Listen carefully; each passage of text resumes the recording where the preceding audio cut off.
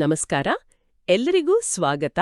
ಇವತ್ತು ಡಿಸೆಂಬರ್ 31, 2025.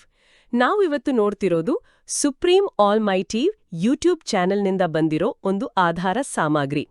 ಇದು ನಾಳೆ ಅಂದ್ರೆ ಜಾನ್ಯುವರಿ 1, 2026ರ ಆಜ್ ಕಿ ಮುರಳಿ ಮಂಥನ್ ಅಂಡ್ ಸಾರ್ ಅನ್ನೋ ಆಧ್ಯಾತ್ಮಿಕ ಪ್ರವಚನದ ಪ್ರತಿಲಿಪಿ. ಇದರ ಮುಖ್ಯ ವಿಷಯವೇ ತುಂಬಾ ಇಂಟ್ರೆಸ್ಟಿಂಗ್ ಆಗಿದೆ. ಸದಾ ಚೈತನ್ಯದಿಂದಿರೋದು ಅಥವಾ ಎವರ್ ಫ್ರೆಶ್ ಆಗಿರೋದು. ಈ ಸ್ಥಿತಿಯನ್ನ ಹೇಗೆ ತಲುಪೋದು ಮತ್ತು ಆ ಸ್ಥಿತಿಯಲ್ಲಿ ಇರೋರ ಲಕ್ಷಣಗಳೇನು ಅಂತ ಈ ಮೂಲದಲ್ಲಿ ವಿವರಿಸಲಾಗಿದೆ. ಹೌದು, ಇದು ಹೊಸ ವರ್ಷದ ಮೊದಲ ದಿನಕ್ಕೆ ಆಕ್ಚುಲಿ ಬಹಳ ಸೂಕ್ತವಾದ ವಿಷಯ. ನಾವೆಲ್ಲರೂ ರಿಫ್ರೆಶ್ ಆಗಬೇಕು ಅಂತ ಬಯಸ್ತೀವಿ. ಆದರೆ ಈ ಮೂಲವು ನಾವು ಸಾಮಾನ್ಯವಾಗಿ ಅಂದುಕೊಳ್ಳುವ ತಾತ್ಕಾಲಿಕ ರಿಫ್ರೆಶ್ಮೆಂಟ್ಗೂ ನಿಜವಾದ ಆಧ್ಯಾತ್ಮಿಕ ಚೈತನ್ಯಕ್ಕೂ ಇರೋ ವ್ಯತ್ಯಾಸವನ್ನ ಸ್ಪಷ್ಟಪಡಿಸುತ್ತೆ. ಅಷ್ಟೇ ಅಲ್ಲ, ದೇಹಿ ಅಭಿಮಾನಿ ಸ್ಥಿತಿ, ವಿಶ್ವ ನಾಟಕದ ಜ್ಞಾನದಂತಹ ಆಳವಾದ ಪರಿಕಲ್ಪನೆಗಳ ಜೊತೆ ಇದನ್ನು ಜೋಡಿಸುತ್ತೆ. ಸರಿ, ಹಾಗಿದ್ರೆ ತಡ ಮಾಡೋದು ಬೇಡ. ಈ ವಿಷಯದ ಬಗ್ಗೆ ಇನ್ನಷ್ಟು ಆಳವಾಗಿ ಮಾತಾಡೋಣ. ಮೂಲದ ಆರಂಭದಲ್ಲೇ ಒಂದು ಸುಂದರವಾದ ಮಾತು ಹೇಳಿದ್ದಾರೆ.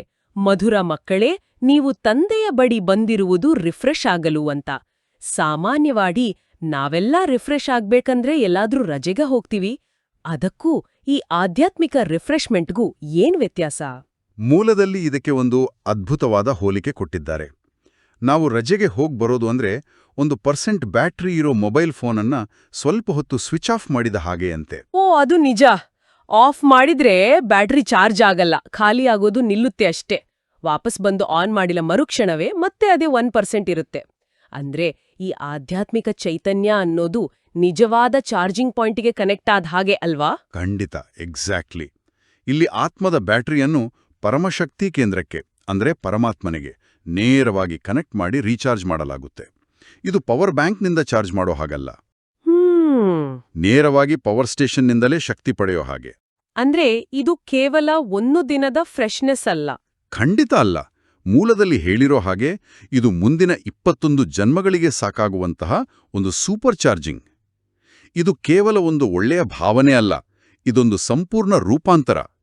ಅಂದ್ರೆ ಸಂಪೂರ್ಣವಾಗಿ ಡಿಸ್ಚಾರ್ಜ್ ಆದ ತಮೋಪ್ರಧಾನ ಸ್ಥಿತಿಯಿಂದ ಅದರ ಮೂಲ ಸ್ವರೂಪವಾದ ಸತೋಪ್ರಧಾನ ಸ್ಥಿತಿಗೆ, ಹೌದು, 100% ಚಾರ್ಜ್ ಆದ ಸ್ಥಿತಿಗೆ ಆತ್ಮವನ್ನು ತರೋದು.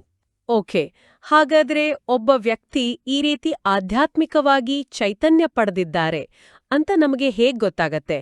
ಅವರಲ್ಲಿ ಯಾವ ಬದಲಾವಣೆಗಳನ್ನು ನಾವು ನೋಡ್ಬೋದು? ಮೂಲದಲ್ಲಿ ಜ್ಞಾನಿ ಮಕ್ಕಳ ಮುಖ್ಯ ಲಕ್ಷಣವೇನು ಅಂತ ಕೇಳಿದಾರಲ್ಲ? ಹೌದು, ಅದಕ್ಕೆ 2 ಸ್ಪಷ್ಟವಾದ ಲಕ್ಷಣಗಳನ್ನು ಕೊಟ್ಟಿದ್ದಾರೆ. ಮೊದಲನೆಯದು ಅವರ ಮುಖದಲ್ಲಿ, ಅವರ ನಡವಳಿಕೆಯಲ್ಲಿ ಒಂದು ಅಪರಿಮಿತ ಸಂತೋಷ ಕಾಣಿಸುತ್ತೆ. ಸಂತೋಷ ಅಂದಾಗ ಅದು ಸಂಬಳ ಜಾಸ್ತಿಯಾದಾಗ ಅಥವಾ ಲಾಟ್ರಿ ಹೊಡೆದಾಗ ಬರೋ ಥರದ ಖುಷಿನಾ? ಇಲ್ಲ, ಅದಕ್ಕಿಂತ ಇದು ತುಂಬಾ ಆಳವಾದದ್ದು. ನೋಡಿ, ಲೌಕಿಕ ಸಂತೋಷಕ್ಕೆ ಒಂದು ಕಾರಣ ಬೇಕು ಮತ್ತು ಅದು ತಾತ್ಕಾಲಿಕ. ಹೌದು. ಆದರೆ ಈ ಸಂತೋಷಕ್ಕೆ ಕಾರಣ ಆಂತರಿಕವಾದದ್ದು. ನಾನು ಸಾಮಾನ್ಯ ಮನುಷ್ಯನಲ್ಲ, ನಾನು ಭವಿಷ್ಯದಲ್ಲಿ ಇಡೀ ವಿಶ್ವದ ಮಹಾರಾಜ ಅಥವಾ ಮಹಾರಾಣಿಯಾಗೋ ಆತ್ಮ ಅನ್ನೋ ಗುರಿ. ಮತ್ತು ಆ ಗುರಿಯನ್ನು ತಲುಪಿಸ್ಲಿಕ್ಕೆ ಸ್ವಯಂ ಭಗವಂತನೇ ನಮಗೆ ಸಿಕ್ಕಿದಾನೆ ಅನ್ನೋ ನಿಶ್ಚಿತೆಯಿಂದ ಬರೋ ಸಂತೋಷ ಇದು. ಇದು ನಿರಂತರವಾಗಿ ಇರೋ ಒಂದು ಏನಂತಾರೆ ಆಧ್ಯಾತ್ಮಿಕ ನಶೆ. ಸರಿ, ಇದು ಮೊದಲನೇ ಲಕ್ಷಣ. ಎರಡನೇದು ಯಾವುದು? ಎರಡನೇ ಲಕ್ಷಣ ಇದೆಯಲ್ಲ, ಅದು ಮೊದಲನೇದ್ರಿಂದಲೇ ಹುಟ್ಕೊಳ್ಳುತ್ತೆ. ಅವರಿಗೆ ಆ ಸಂತೋಷವನ್ನು, ಆ ಜ್ಞಾನದ ಖಜಾನೆಯನ್ನು ತಮ್ಮೊಳಗೆ ಇಟ್ಕೊಳ್ಳೋಕ್ಕಾಗೋದಿಲ್ಲ.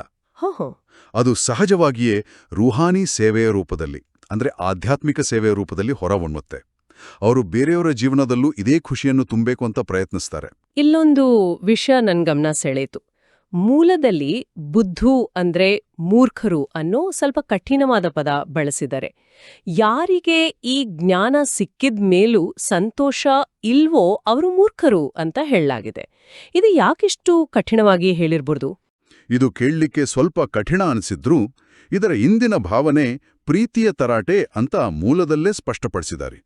ಇದೊಂದು ಕೋಪದ ಮಾತಲ್ಲ, ಬದಲಿಗೆ ಎಚ್ಚರಿಸುವ ಮಾತು. ಒಂದು ಉದಾಹರಣೆ ನೋಡಿ. ಒಬ್ಬನಿಗೆ ಕಬ್ಬಿಣವನ್ನು ಚಿನ್ನ ಮಾಡುವ ಏನದು ಪರಶುಮಣಿ ಸಿಕ್ಕಿದೆ ಅಂದ್ಕೊಳ್ಳಿ. ಆದ್ರೂ ಅವನು ತನ್ನ ಬಡತನದ ಬಡ್ಡಿ ಅಳುತ್ತಾ ಕೂತ್ರೆ ಅವನೇನಂತ ಕರಿಬೇಕು? ಮೂರ್ಖ ಅಂತಾನೆ ಕರಿಬೇಕಾಗತ್ತೆ. ತನ್ನ ಹತ್ರ ಇರೋ ಸಂಪತ್ತಿನ ಅರಿವೇ ಅವನಿಗಿಲ್ಲ ಅಂತ ಅರ್ಥ. ಹೌದು. ಅದೇ ರೀತಿ ಸ್ವಯಂ ಭಗವಂತನೇ ಬಂದು ತ್ರಿಲೋಕಗಳ ಮಾಲೀಕನನ್ನಾಗಿ ಮಾಡುವ 21 ಜನ್ಮಗಳ ಆಸ್ತಿಯನ್ನು ಕೊಡುವ ಭರವಸೆ ಕೊಟ್ಮೇದು ನಾವು ಸಣ್ಣಪುಟ್ಟ ಲೌಕಿಕ ವಿಷಯಗಳಿಗೆ ಸಮಸ್ಯೆಗಳಿಗೆ ದುಃಖಿಸ್ತಾ ಚಿಂತೆ ಮಾಡ್ತಾ ಕೂತ್ರೆ ಅದು ಆಧ್ಯಾತ್ಮಿಕ ಮೂರ್ಖತನವೇ ಸರಿ. ಖಂಡಿತ. ಹಾಗಾದ್ರೆ ಇದು ಕೋಪದಿಂದ ಬೈಯುವುದಲ್ಲ, ಬದಲಿಗೆ ನಿನ್ನ ಹತ್ರ ಎಂಥ ದೊಡ್ಡ ಸಂಪತ್ತಿದೆ ಅದನ್ನ ಮರೆತು ಯಾಕೆ ಹೀಗೆ ಚಿಕ್ಕ ವಿಷಯಕ್ಕೆ ಕೊರಗುತ್ತಿದ್ದೀಯಾ ಅಂತ ಪ್ರೀತಿಯಿಂದ ಎಚ್ಚರಿಸುವ ಹಾಗೆ. ಇದೊಂದು ರೀತಿಲಿ ನಮ್ಮ ನಿಜವಾದ ಸ್ಥಿತಿಯನ್ನ ನೆನಪಿಸುವ ಮಾತು. ಖಂಡಿತವಾಗಿ. ಆ ಪ್ರಾಪ್ತಿಯ ಅರಿವಿಲ್ಲದಿರುವುದೇ ಆ ಮೂರ್ಖತನ. ಸರಿ, ಈ ಪ್ರಾಪ್ತಿಯ ಅರಿವು ಮತ್ತು ಅಪಾರ ಸಂತೋಷ ಸುಮ್ನೆ ಬರೋದಿಲ್ಲಲ್ವಾ? ಇದಕ್ಕೆ ಒಂದು ಗಟ್ಟಿಯಾದ ಅಡಿಪಾಯ ಬೇಕೇ ಬೇಕು. ಬಹುಶಃ ಮೂಲದಲ್ಲಿ ಹೇಳಿರೋ ದೇಹಿ ಅಭಿಮಾನಿ ಸ್ಥಿತಿಯೇ ಆ ಅಡಿಪಾಯ ಇರಬೇಕು ಅಲ್ವಾ? ಆತ್ಮವನ್ನು ಮರೆತರೆ ನಾವು ತಲೆ ಕೆಳಗಾಗುತ್ತೇವೆ ಅಥವಾ ಉಲ್ಟಾ ಆಗುತ್ತೇವೆ ಅಂತ ಹೇಳಿದ್ದಾರಲ್ಲ, ಅದರ ಅರ್ಥವೇನು? ತಲೆ ಕೆಳಗಾಗುವುದಂದ್ರೆ ನಮ್ಮ ಗುರುತನ್ನ 100ಕ್ಕೆ 180 ಡಿಗ್ರಿ ತಪ್ಪಾಗಿ ಅರ್ಥ ಮಾಡಿಕೊಳ್ಳೋದು.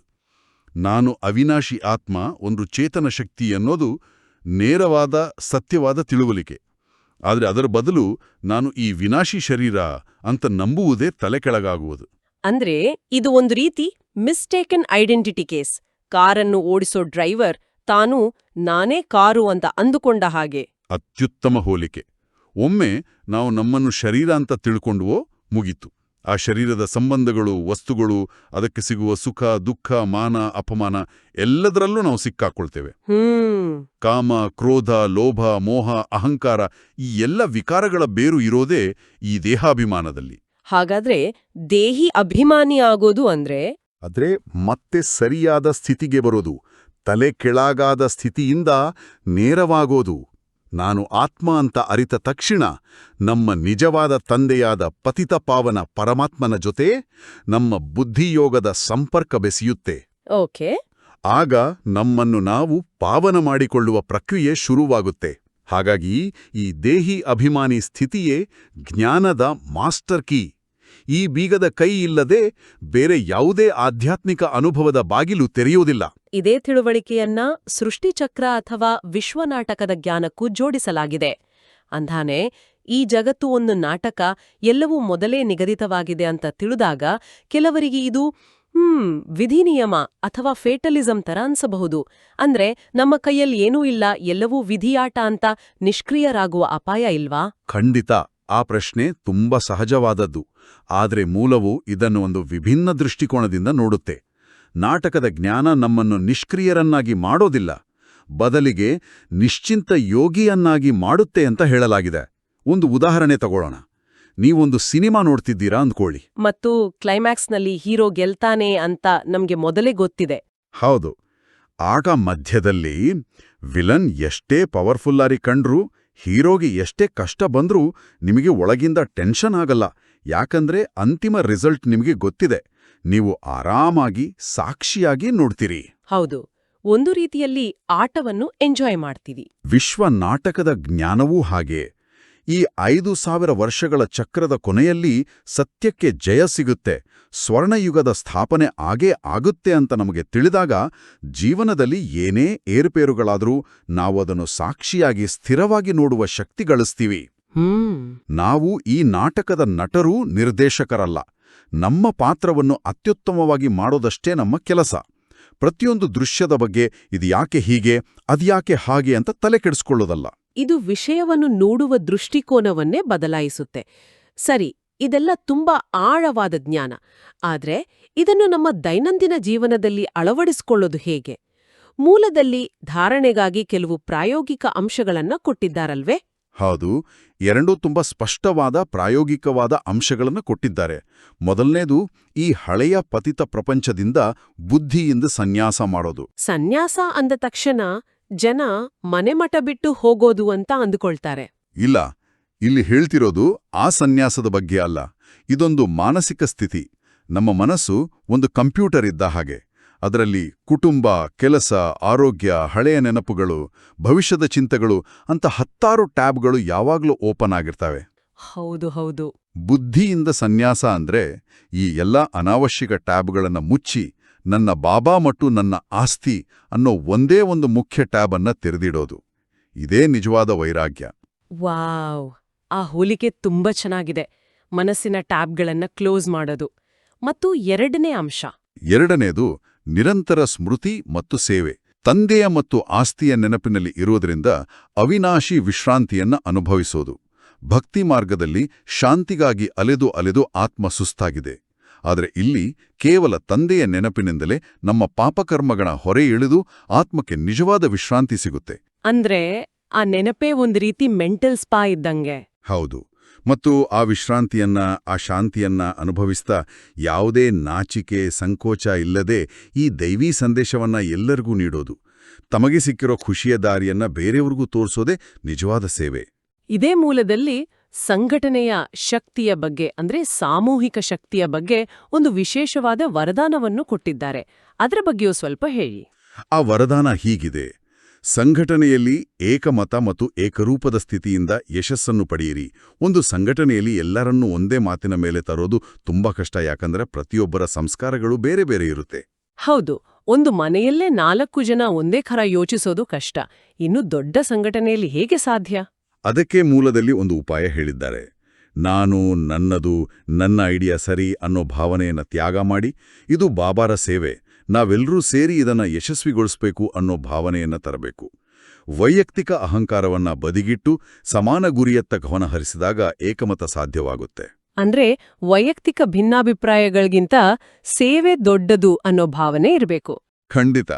ಮತ್ತು ಎಲ್ಲಿ ಪ್ರೀತಿ ಇರುತ್ತೋ ಅಲ್ಲಿ ಬಾಗೋದು, ಹೊಂದಿಕೊಂಡು ಹೋಗೋದು ಸುಲಭವಾಗತ್ತೆ ಅಂತನೂ ಹೇಳಿದ್ದಾರೆ. ಈ ಏಕಮತವೇ ಸಂಘಟನೆಯನ್ನ ಒಂದು ಅಭೇದ್ಯ ಕೋಟೆಯನ್ನಾಗಿ ಮಾಡುತ್ತೆ. ಆಗ ಮಾಯೆ ಪ್ರವೇಶಿಸೋಕೆ ಸಾಧ್ಯವಾಗಲ್ಲ. ಇದನ್ನೇ ಕರ್ಮ ಮತ್ತು ಯೋಗದ ಸಮತೋಲನವನ್ನು ಕಾಪಾಡುವವರೇ ಯಶಸ್ವಿ ಯೋಗಿಗಳು ಅನ್ನೋ ಘೋಷವಾಕ್ಯಕ್ಕೆ ಜೋಡಿಸಲಾಗಿದೆ. ಕರ್ಮ ಮತ್ತು ಯೋಗದ ಸಮತೋಲನ, ಇದನ್ನ ಹೇಗೆ ಅರ್ಥ ಮಾಡ್ಕೊಳ್ಳೋದು? ಹಗ್ಗದ ಮೇಲೆ ನಡೆಯುವನ ಉದಾಹರಣೆ ತಗೋಬಹುದು. ಅವನ ದೃಷ್ಟಿ ಅಂದ್ರೆ ಯೋಗ ಗುರಿಯ ಮೇಲೆ ಅಂದ್ರೆ ಹಗ್ಗದ ಇನ್ನೊಂದು ತುದಿಯ ಮೇಲೆ ಸ್ಥಿರವಾಗಿರಬೇಕು. ಸರಿ. ಅದೇ ಸಮಯದಲ್ಲಿ ಅವನ ಹೆಜ್ಜೆಗಳು ಅಂದ್ರೆ ಕರ್ಮ ಹಗ್ಗದ ಮೇಲೆ ಸರಿಯಾಗಿ ಬೀಳಬೇಕು. ದೃಷ್ಟಿ ಗುರಿಯ ಮೇಲೆದ್ದು ಹೆಜ್ಜೆ ತಪ್ಪಿದ್ರೂ ಬೀಳ್ತಾನೆ. ಹೆಜ್ಜೆ ಸರಿಯಾಗಿದ್ದು ದೃಷ್ಟಿ ಅತ್ತಿತ್ತ ಹೋದ್ರೂ ಬೀಳ್ತಾನೆ. ಓಕೆ. ಅಂದ್ರೆ ಆಧ್ಯಾತ್ಮಿಕ ಸ್ಮೃತಿ ಮತ್ತು ಲೌಕಿಕ ಜವಾಬ್ದಾರಿಗಳು ಎರಡರ ಸಮತೋಲನವೇ ಯಶಸ್ಸಿನ ಕಿಲಿಕೈ. ತುಂಬಾ ಸ್ಪಷ್ಟವಾಯಿತು. ಹಾಗಾದ್ರೆ ಸಂಕ್ಷಿಪ್ತವಾಗಿ ಹೇಳೋದಾದ್ರೆ, ಜನವರಿ 1, 2026 ಈ ಮೂಲದ ಪ್ರಕಾರ ನಿಜವಾದ ಶಾಶ್ವತವಾದ ಚೈತನ್ಯ ಸಿಗೋದು ರಜೆಗೆ ಹೋಗೋದ್ರಿಂದಲ್ಲ, ಬದಲಿಗೆ ಆತ್ಮವನ್ನು ಅದರ ಪರಮ ಮೂಲವಾದ ಪರಮಾತ್ಮನೊಂದಿಗೆ ಜೋಡಿಸೋದ್ರಿಂದ. ಹೌದು. ಮತ್ತು ಇದರ ಸ್ಪಷ್ಟ ಲಕ್ಷಣಗಳು ಅಂದ್ರೆ ಕಾರಣವಿಲ್ಲದ ಅಪರಿಮಿತ ಸಂತೋಷ ಮತ್ತು ಆ ಸಂತೋಷವನ್ನ ಹಂಚಬೇಕೆಂಬ ತೀವ್ರವಾದ ಸೇವಾಭಾವನೆ. ಈ ಸ್ಥಿತಿಗೆ ದೇಹಿ ಅಭಿಮಾನಿಯಾಗೋದು ಅಡಿಪಾಯ, ಮತ್ತು ವಿಶ್ವನಾಟಕದ ಜ್ಞಾನವು ಜೀವನದ ಏಳುಬೀಳುಗಳಲ್ಲಿ ಸ್ಥಿರವಾಗಿರಲು ಸಹಾಯ ಮಾಡುತ್ತೆ. ಮತ್ತು ಇದನ್ನು ಜೀವನದಲ್ಲಿ ಅಳವಡಿಸಿಕೊಳ್ಳಲು ಇರುವ 2 ಪ್ರಾಯೋಗಿಕ ಮೆಟ್ಟಿಲುಗಳೆಂದರೆ ಮನಸ್ಸಿನಲ್ಲಿರುವ ಅನಾವಶ್ಯಕ ವಿಷಯಗಳಿಂದ ಬುದ್ಧಿಯಿಂದ ಸನ್ಯಾಸ ಮಾಡೋದು ಮತ್ತು ನಿರಂತರ ಸ್ಮೃತಿ ಹಾಗೂ ಸೇವೆಯ ಸಮತೋಲನವನ್ನ ಕಾಪಾಡಿಕೊಳ್ಳೋದು. ಮುಗ್ಸೋದಕ್ಕೂ ಮುಂಚೆ ಮೂಲದಲ್ಲಿ ಅಭ್ಯಾಸ ಮಾಡ್ಲಿಕ್ಕಾಗಿ ಕೆಲವು ಶಕ್ತಿಶಾಲಿ ಸ್ವಮಾನದ ವಾಕ್ಯಗಳನ್ನ ಕೊಟ್ಟಿದ್ದಾರೆ.